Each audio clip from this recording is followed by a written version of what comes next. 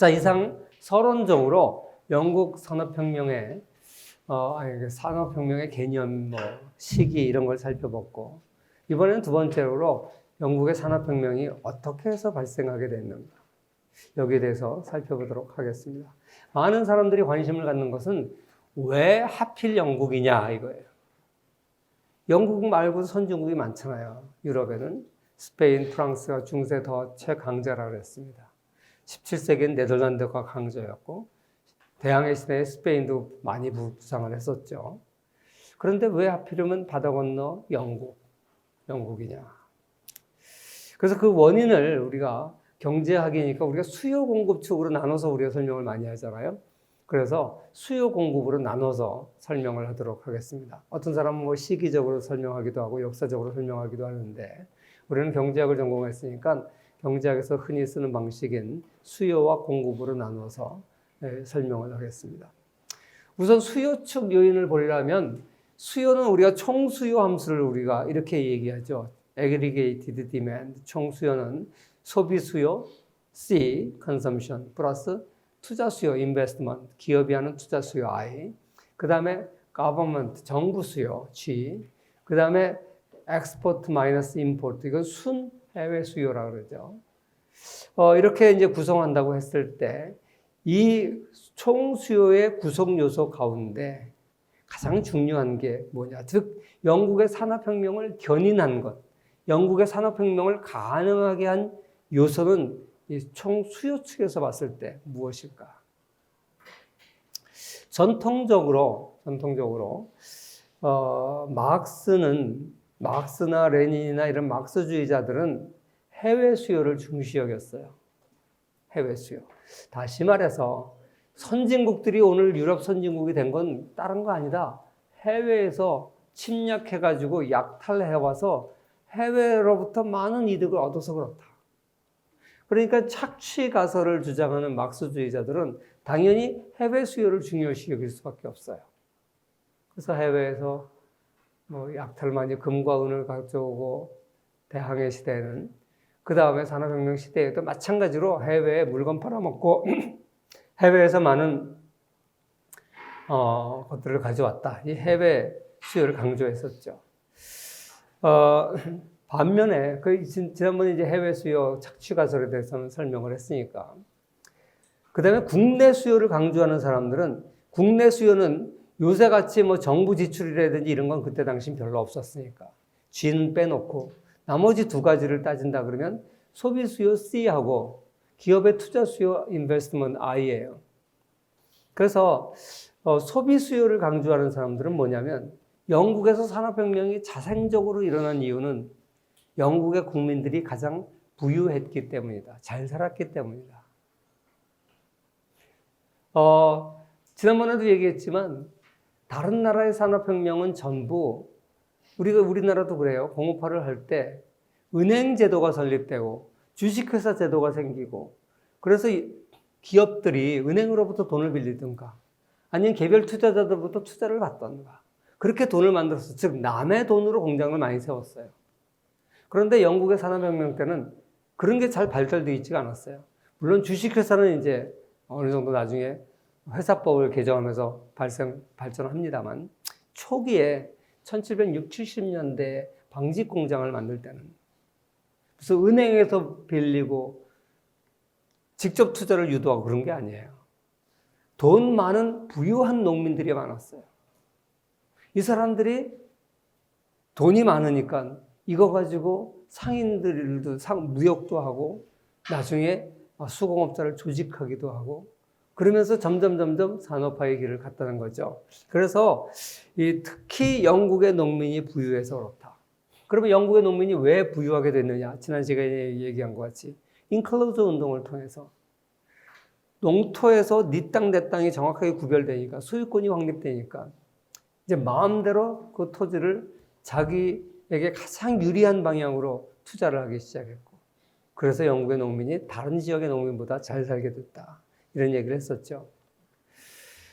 그 다음에 이제 투자 수요 같은 경우는 기업들이 기술 혁신을 하고 그러면서 이제 공장을 확대시켜가는 것을 말하겠죠. 이렇게 국내 수요는 소비 수요와 투자 수요, 특히 전통적으로는 소비 수요를 강조하는 사람들이 많았었습니다. 그 이제 농민들이 부자니까 소비를 많이 할 거 아니에요.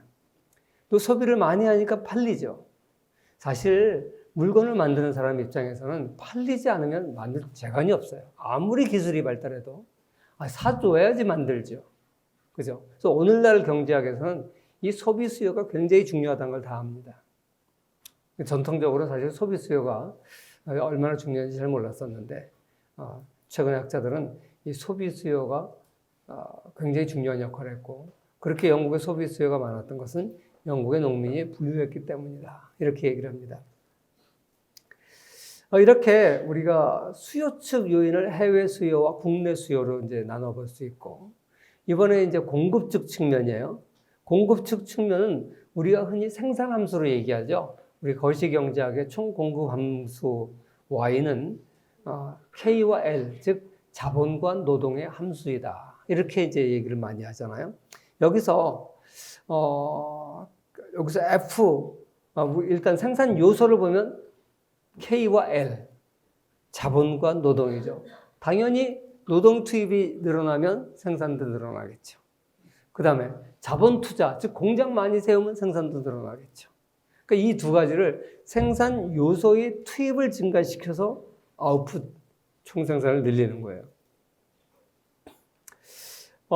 그 다음에 두 번째 방법이 펑션 F, 함수 자체가 변화시키는 거죠. 근데 함수 자체를 변화시키는 거는 크게 얘기해서 기술과 제도가 있어요. 기술과 제도. 그래서 요 세 가지, 생산 요소, 기술, 제도, 이건 다 공급과 관련된 것이죠. 그래서 이런 차원에서 간략하게 정리를 했는데, 이거 하나하나를 한번 살펴보겠습니다. 먼저 수요 측 요인. 착취 가설에서 해외로부터, 식민지로부터 많은 것을 빼앗아 왔기 때문에 잘 살게 됐다. 물론 거기서 뭐 약탈한 것만 넣는 것이 아니라 해외에서 공장 세우고 물건 팔아먹고 이런 걸 다 같이 얘기하는 것이겠죠. 지난번에 착취 가설에 대해서 내가 어느 정도 설명을 했죠. 그 착취 가설에서 설명을 자세하게 안 한 게 하나가 이 표인데, 여기에 대해서 좀 자세하게 설명을 하겠습니다. 오늘날에는 이 해외 측 요인, 즉 막스주의자들이 주장하는 해외 측 요인에 대해서 상당히 사실과 좀 다른 것으로 실증 경제사학자들은 평가를 하고 있습니다. 지난번에 그 이유에 대해서 쭉 얘기를 했는데, 어떤 방식으로 연구를 하냐면, 여기 그 표를 보시면 GNP 증가율과 GDP 증가율이 있어요. GNP와 GDP의 차이점은 여러분 아시죠? N과 D의 차이인데, N은 national이라는 뜻이에요. 즉 국민이라는 뜻이죠. 사람. D는 domestic이라는 뜻이에요. domestic은 국내라는 뜻이죠. 지리가, 땅이 중요한 거예요. 그러니까 GNP에는 해외든 국내든 관계없이 우리나라 대한민국 국민들이 생산한 건 다 GNP에 들어가죠. 그러니까 미국에 있는 현대자동차 공장, 삼성 공장, 베트남에 나가 있는 삼성 공장, 중국에 나오는 삼성 공장에서 생산된 건 GNP에 잡혀요. 그런데 GDP라는 것은 주인이 한국 사람이든 외국 사람이든 관계없이 국내에서 생산된 건 다 GDP에 잡혀요. 그러니까 국내에 들어와 있는 뭐 GM 자동차가 생산한 거, 그건 GDP에는 잡혀요. 이렇게 GNP와 GDP가 구별되는데, 한 나라의 크기를 결정할 때 어떤 걸 씁니까? 한 나라의 경제력을 얘기할 때 어떤 걸 씁니까? 여러분들이 교육기관에서 쭉 본 건 GDP를 썼죠. GDP 증가율, 뭐 GDP 규모 가지고 그 나라의 경제 규모, 경제력을 얘기해요. 그런데 1994년 이전에는 GNP를 썼어요. 외국에 나가서 생산하는 것도 다 우리 거라는 거지. 우리나라 경제랑 관련된. 옛날에는 다 GNP를 썼어요. 내가 여러분 같이 교육기관에 있을 때는 GNP를 썼어요. 그럼 왜 GNP를 쓰다가 GDP로 바뀌었을까요?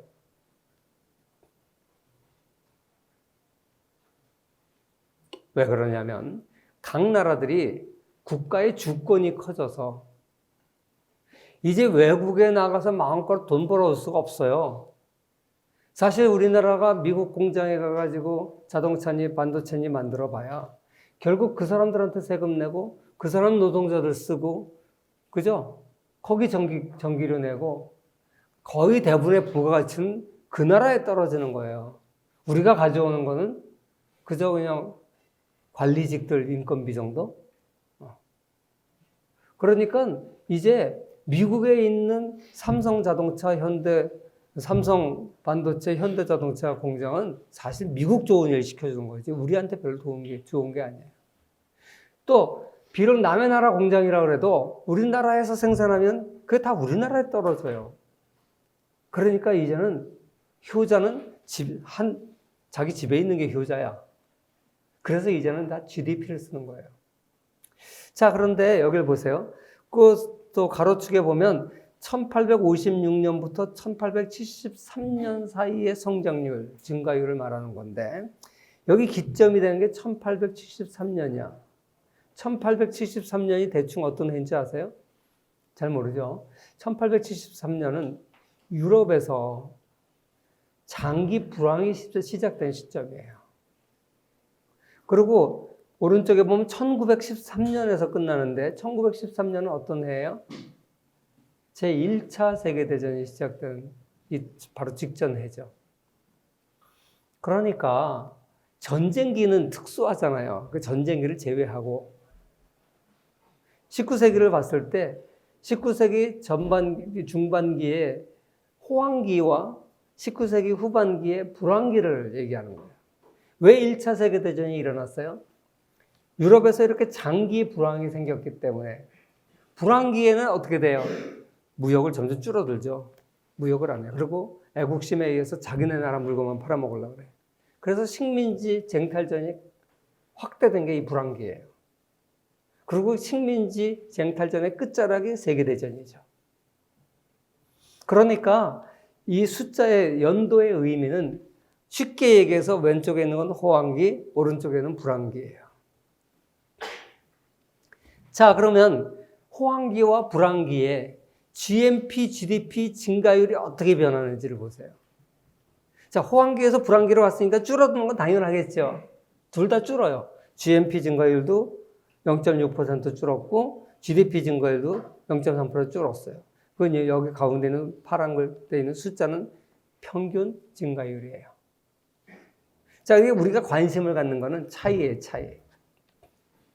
여기 보시면 호황기보다 불황기가 줄어드는 건 당연해요. 그런데 GDP와 GNP의 차이를 한번 보자고요. 어떤 게 더 많이 줄었어요?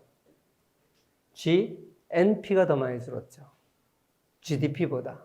자, 그럼 영국 사람 기준에서 GNP는 뭐예요? 영국 사람들이 해외 생산에 투자해 놓은 것에서 나오는 소득이죠. GDP는 국내에서 나온 건데 당시에 외국 나라 사람들, 독일이나 미국이나 프랑스나 이런 사람들이 영국에 투자한 게 많겠어요? 영국이 해외에 투자한 게 많겠어요? 압도적으로 영국이 해외에 투자한 게 많겠죠. 영국이 거의 유일한 산업혁명 완성 국가니까. 자, 그런데 여러분이 불황이 닥치면 돈 잘 벌리는 걸 먼저 줄이겠어요? 돈 안 벌리는 걸 먼저 줄이겠어요? 돈 안 되는 거 먼저 줄이죠. 그죠? 그런데 여기 보시다시피 해외 걸 먼저 줄였어. GNP가 더 많이 줄었잖아요. 그 소리는 뭐예요? 해외 투자가 국내보다 더 재미가 없다는 뜻이에요. 이해하시겠죠? 이런 식으로 경제사학자들이 연구를 해보고 내린 결론이 사실 국내에서 더 이상 투자할 곳이 없어서 돈 되는 게 별로 없으니까 이제 해외까지 나갔는데 실질적으로 수익률은 국내가 높았다는 거예요. 다시 말해서 해외는 별 재미를 못 본 거예요. 불황이 닥치니까 해외부터 먼저 정리를 해버리는 거지. 이런 걸 통해서 간접적으로 막스가 얘기한 것 같이 해외에서 막대한 이득을 얻었다는 것은 과장이다. 이득이 있으니까 나갔겠지요, 당연히. 그런데 우리가 기대한 것처럼, 막스가 주장한 것처럼 그렇게 해외 투자를 그렇게 막대하지는 않았어요. 그래서 불황이 닥치자 먼저 해외 부문을 줄였습니다. 그래서 GNP 증가율이 감소폭이 GDP 증가율의 감소폭보다 더 큰 겁니다. 자, 이렇게 해서 이제 해외 요인에 대해서 학설이 있는데 그것에 대해서 요새 실증 경제사학자들은 해외 요인이 이렇게 실질적으로 크지 않다 이렇게 본다 그랬어요. 그럼 두 번째, 해외 요인보다 국내 요인이 훨씬 크다. 이게 학자들의 일반적인 생각이에요. 그럼 국내 요인에서 왜 컸냐? 사실 잘 살게 되니까 큰 거죠. 두 번째는 인간이 많아지면 소비가 많아지죠. 그래서 요새 인구 증가는 두 가지 측면이 다 있어요. 생산 측면에서 공급을 증가시키는 측면이 있죠. 일할 사람이 많아지니까 임금도 낮아지고. 그러나 또 소비 측면에서 보면 사람이 많아지면 소비가 많아져요. 그래서 소비를 자극하게 되죠. 그래서 보시다시피 산업혁명기에 엄청나게 높은 인구 증가율을 경험하게 됩니다. 물론 흑사병 때문에 인구가 확 떨어졌다가 중세 용성기에 그러다가 한동안 흑사병의 이 인구 감소로 회복을 못했다 그랬죠. 그러다가 이제 17세기, 18세기 들어오면서 회복을 하기 시작했는데 산업혁명기에 특히 인구가 많이 증가하게 됩니다.